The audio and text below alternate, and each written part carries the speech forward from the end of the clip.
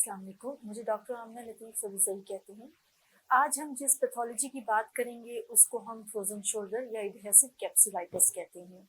या अगर हम इसको मज़ीद आम अल्फाज में इसकी वज़ाहत करें तो इसको हम कहते हैं कि जब आपका कंधा जाम हो जाता है तो उस कंडीशन को हम फ्रोज़न शोल्डर कहते हैं। अब फ्रोज़न शोल्डर कैसे पता चलेगा किसी भी इंसान को कि उसको वो जो है इस पैथोलॉजी का शिकार हुआ है? तो उसमें सबसे पहले जो चीज़ हम देखते हैं कि पेशेंट का जो कंधा है वो ओवरहेड एक्टिविटी नहीं कर सकता। उसका हाथ जो है वो ऊपर की जितनी भी एक्टिविटीज़ हैं वो रिस्ट्रिक्टेड हो जाती हैं। इसी तरह अगर वो पीछे अपना हाथ लेके जाता है तो वो ज़्यादा नहीं लेके जा सकता। इसका हम मोस्ट कॉमन जब हम सिम्पटम्स अपने मरीज़ों से पूछते हैं तो हम उनसे पूछते हैं क्या वो मरीज़ जो है वो अपनी शर्ट को ईज़िली पहन सकता है? तो वो हमें कंप्लेन करता है जी नहीं, मैं ऐसी कोई ओवरहेड एक्टिविटी में कंघी भी नहीं कर सकता, मैं अपना हाथ पीछे भी नहीं लेके जा सकता और रात के टाइम मुझे ये दर्द बहुत शिद्दत इख्तियार कर जाता है मेरा दर्द। तो इस सारी कंडीशंस को हम कहते हैं कि इस बंदे को जो है या बंदी को वो फ्रोज़न शोल्डर है। अब इसकी डिफरेंट वजूहात होती हैं, फ्रोज़न शोल्डर होता क्यों है? अगर हम पैथोलॉजिकल इसकी कंडीशन देखें तो हमारे पास जिन पेशेंट्स में जो कि हाइपरटेंसिव पेशेंट है, जिनका बीपी हाई हो जाता है, उनमें ये प्रॉब्लम हो जाती है। जिनको डायबिटीज़ मेलाइटस डीएम हो जाता है, जो शुगर के पेशेंट होते हैं, ज़ियाबतीस के पेशेंट होते हैं, उनमें ये प्रॉब्लम हो जाता है। इसी तरह पार्किंसन के पेशेंट्स में हम ये देखते हैं कि ये प्रॉब्लम हो जाता है। जो डिप्रेशन के पेशेंट हैं उनमें भी हम ये जो पैथोलॉजी है वो हमें देखने में आती है।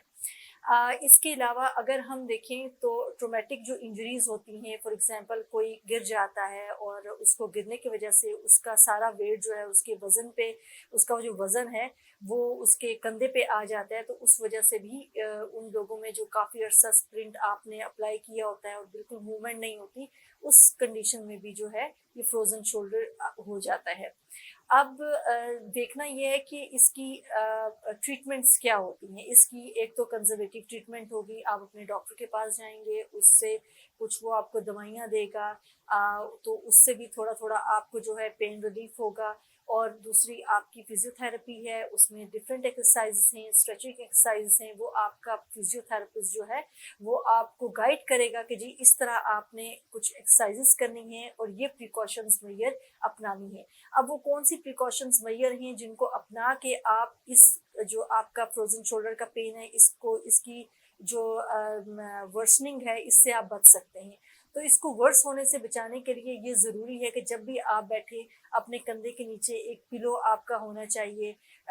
जब आप रात को लेटते हैं तो उस साइड पे मत लेटिए जो आपका कंधा जो है इससे इफ़ेक्ट हुआ है। तो थोड़ी बहुत जो है ये अगर आप एहतियाती तदाबीर को अपनाएँगे तो और इससे जितना भी हो सके अपने आप जब ये एहतियाती तदाबीर अपनाएँगे तो इससे आपकी जो इसमें पेन है उसमें कमी आएगी और ये एक टाइम टेकिंग प्रोसेस होता है आपके शोल्डर के खुलने का।